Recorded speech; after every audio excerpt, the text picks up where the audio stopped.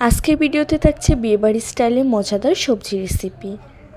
সবজি রেসিপি রান্নার জন্য আমি এখানে আমার পছন্দ মতো নিয়েছি সিম, ফুলকপি, আলু, পেঁপে, মটরশুঁটি, বেগুন ও মিষ্টি কুমড়া।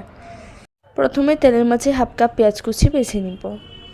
কিছু আস্ত গরম মশলা দিয়ে আবারও কিছুক্ষণ বেছে নিব। দিয়ে দিব পরিমাণ মতো লবণ, হাফ চামচ করে ধনিয়া, হলুদ, জিরা ও 1 চামচ মরিচ গুঁড়া। মশলাটাকে তেলের সঙ্গে ভালোভাবে বেছে নেওয়ার পর 2 চামচ আদা রসুন বাটা অ্যাড করে দিব।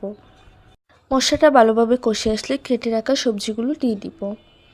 সবজির সাথে আমি হাফ কাপ ডাল পরিষ্কার করে ধুয়ে মিশিয়ে নিব।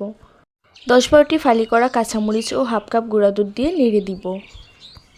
হাফ কাপ গরম পানি দিয়ে ঢাকনা দিয়ে ঢেকে কিছুক্ষণ রান্না করে নিব। সবজিগুলো ভালোভাবে সেদ্ধ হয়ে আসলে 2টি ম্যাজিক মশলার প্যাকেট ও 2 টেবিল চামচ ঘি দিয়ে দিব। আপনারা এটা ভাত, পোলাও, লুচি যে কোনো কিছুর সাথে পরিবেশন করতে পারেন, তবে আমার কাছে লুচির সাথেই সবচেয়ে বেশি মজা লাগে। ভিডিওটি ভালো লাগলে একটি লাইক দিয়ে আমাদের পাশেই থাকবেন। আল্লাহ হাফেজ।